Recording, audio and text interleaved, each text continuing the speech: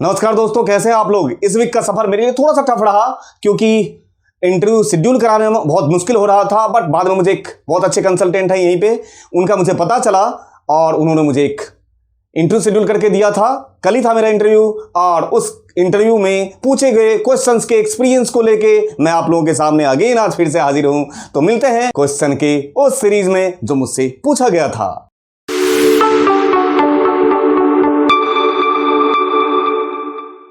मुझे पूरा उम्मीद है इस लॉकडाउन के पीरियड में आप लोग भी इधर से उधर स्विच करने की कोशिश कर रहे होंगे, या तो खुशी से या मजबूरी से। तो मैं अपना एक्सपीरियंस शेयर करना चाहता हूं आप लोगों से। मैं शेयर कर लेता हूं, क्या पता इसी बीच में कहीं ना कहीं अरेंज कर रखा हो आपने इंटरव्यू और यही क्वेश्चन उसमें से कुछ काम आ जाए आपके। तो स्टार्ट करते हैं, ठीक है। यहां देखिए, सबसे पहला क्वेश्चन मुझसे पूछा गया था कि find out how many people are born in the month of January, February and so on. हमें नाम दिया गया है, डेट ऑफ बर्थ दिया गया है और मंथ के नंबर्स दिए गए हैं, जनवरी से लेकर दिसंबर तक के ये वैल्यूज रखे हुए हैं। तो उसके टोटल काउंट बताना चाहेंगे हम लोग। मतलब कहना चाह रहा है कि इसमें कितने ऐसे लोग हैं जो जैसे जनवरी महीना है तो जनवरी महीने में कितने लोगों का बर्थडे आने वाला है, फरवरी में कितने लोगों का आने वाला है, ये गिनती करके हमें इन्हें बताना होगा। ठीक, मैंने कैसे अटेम्प्ट किया था और अगर आप लोगों को पहले से पता है या आता है तो उसका आपका रिकैप हो जाएगा। जिनको नहीं पता है उनके लिए नया है। सबसे पहले मैं इसमें एक हेल्पर कॉलम लेना चाहूंगा मंथ के लिए। मैंने मंथ के लिए एक हेल्पर कॉलम ले लिया। अब हेल्पर कॉलम लेने के बाद इसमें मैं पास कर दूंगा मंथ और मंथ में लूंगा मैं ये डेट, जिससे मुझे इसके वैल्यूज का पता चल जाएगा। मुझे इसमें से मंथ नंबर पता चल जाएगा कि कौन से महीने का है ना। और अब अगर मैं पास कर दूं यहां पे काउंट इफ और मैंने पास किया ये रेंज कॉमा क्राइटेरिया में पास कर देता हूं, ये रहा। अब तो गिन देगा, ये रहा। जनवरी महीने में 3 लोगों का बर्थडे इसमें से आने वाला है। आपको ये यकीन करना है कि ये सही है या नहीं है। आराम से यहां पे फिल्टर लगाइए और चेक कर लीजिए वही आउटपुट आ रहा है या नहीं आ रहा है। अब मैं नेक्स्ट क्वेश्चन पे मूव करता हूं। इस क्वेश्चन में यहां पे नाम रखा गया है दीपक कुमार, जिनका डेट ऑफ बर्थ दिया गया है और हमसे पूछा गया था कि find out the age of Deepak Kumar till date. मतलब आज तक का अगर कंसीडर करें, आज को कंसीडर करें तो आज दीपक कुमार कितने साल के हो गए। और पहले से बता दिया गया है, मेरे जहन में भी यही आता कि यही फंक्शन यूज होगा, बट इन्होंने बता दिया, अच्छी बात है। यूजिंग डेटेटिव, बहुत ही इंपॉर्टेंट फंक्शन में से एक है डेटेटिव। ठीक, उसी को यूज करके निकालना चाहूंगा। तो सबसे पहले काम करते हैं, इक्वल टू टुडे पास कर देते हैं, जिससे हमें आज का करंट डेट पता चल जाएगा और आज के बेस पे आप लगा दीजिए इक्वल टू डेटेटिव। आपको पता है ऑलरेडी कि डेटेटिव नाम का फंक्शन एक्सेल जो है यहां पे कंसीडर करेगा नहीं, दिखेगा नहीं यहां पे, लेकिन इट वर्क्स। ठीक, काम करता है ये। तो डेटेटिव पास किया, अब दिखने लगा, देख लीजिए, है ना। पैरामीटर नहीं पता चलता है तो पैरामीटर में 2 पैरामीटर नहीं 3 एक्चुअल में, स्टार्ट डेट, एंड डेट और units MD YM YD, right. तो उसमें से पैरामीटर लगा के देख लेते हैं। डेटेटिव में स्टार्ट डेट पास किया हमने ये, कॉमा एंड डेट में पास कर दिया टुडे, कॉमा मैं पास कर देता हूं पहले D। इससे क्या निकाल देगा ये, कितने दिन के हो गए, equal to datedif start date comma end date, इसी को मंथ में कन्वर्ट कर दूं तो कितने महीने के हो गए ये भी पता चल जाएगा हमें। और ये कितने साल के हो गए हैं ये भी हमें datedif start date comma end date comma parameter में ईयर पास करके हमें पता चल जाएगा। मतलब ये टोटल 29 साल के हो गए हैं आज, है ना। और उसी 29 साल को अगर मंथ में कंसीडर करेंगे हम लोग तो 359 मंथ के हो गए हैं। दिन में कंसीडर करें तो 10,947 दिन के हो गए हैं।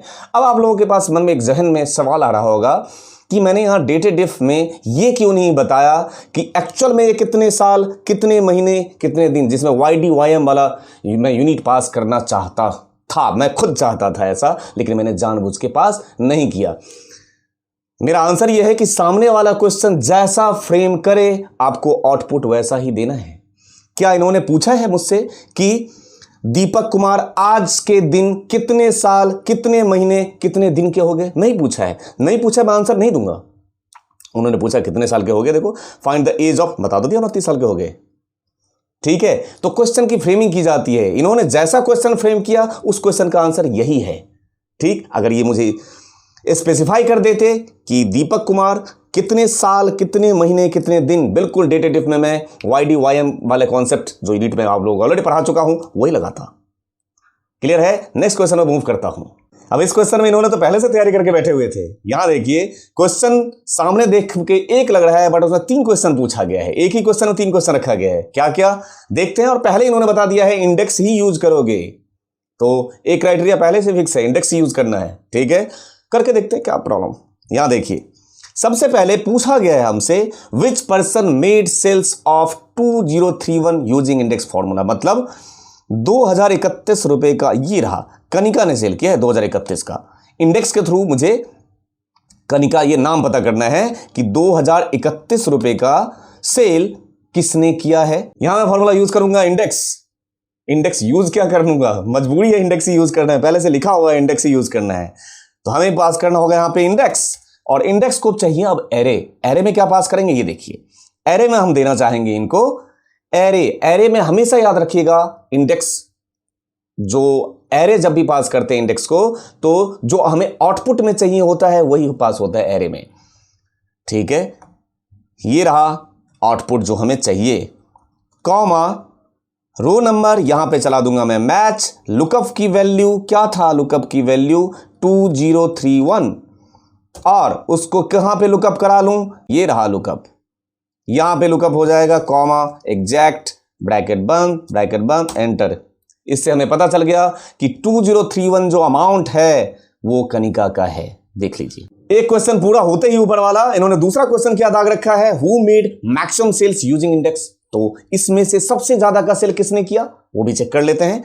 एक काम करते हैं, मैं जैसे किया था वो मैं अभी नहीं बता रहा हूं, चूंकि मुझे और मेरा एक्चुअल में मकसद आप लोगों को सिखाना है। ठीक है, तो मैं उसी सिखाने के पर्पज से वही टुकड़ों में फॉर्मूला बना के ज्वाइन करना सिखा रहा हूं। देखिए यहां पे सबसे पहले मैक्सिमम सेल, तो इतना तो आता है ना, मैक्स लगा दो, ये लो मैक्स लगा दो। मैक्सिमम सेल मांग रहा है, मैक्स लगा दिया। मैक्स में आपने किसका, ये इसमें से मैक्स, ये तो बड़ा आसान काम है ना, मैक्स करके निकाल लिया आपने। अब ये हमें पता चल गया 2489 जो है सबसे मैक्सिमम इसमें है। अब हमें ये पता करना है कि 2489 जो है वो सबसे मैक्सिमम जो है वो किसका है। तो ये निकालने के लिए आपको तो ऑलरेडी आता है इंडेक्स। इंडेक्स के बेस पे अब आप चलाएंगे एरे। एरे में क्या पास करेंगे, एरे में क्या पास करेंगे, ये रहा एरे, हमें नाम चाहिए, कॉमा मैच लुकअप वैल्यू में कौन, लुकअप वैल्यू कौन, ये रहा 2489, कॉमा लुकअप एरे कौन, ये, कॉमा 0 ब्रैकेट बंद एंटर। ठीक, मयूर ये नाम तो बता दिया इसने, लेकिन ये इसके साथ अच्छा नहीं लग रहा है, तो हमने क्या सिखाया है, ये देखिए ये H10 में ये मयूर रखा हुआ है ना, ये वाला 2489 रखा हुआ है। क्या सिखाया है, यहां से इस मैक्स वाले को कॉपी कीजिए, यहां से हटाइए, और ये वाला जो नाम है ना यहां पे ऐसे लगा के अब एंटर मार दीजिए। अब इसको हटा सकते हैं, ये रहा, अब इसको हटा के यहां रख सकते हैं। देखिए करना वैसे ही था, आपने इंडेक्स पर चलाया, इंडेक्स के अंदर मैच, मैच के अंदर चलता मैक्स। अगर आपके कॉन्सेप्ट पहले से बिल्कुल 100% क्लियर है तो आप वैसे यूज किया कीजिए, लेकिन अगर कहीं भी डॉट हो तो खट से टुकड़ों पहले मैक्स निकाल लिया, फिर मैच के अंदर मैक्स को पास कर दिया, और ये मैंने लगाने का तरीका आपको ऑलरेडी सिखा रखा है।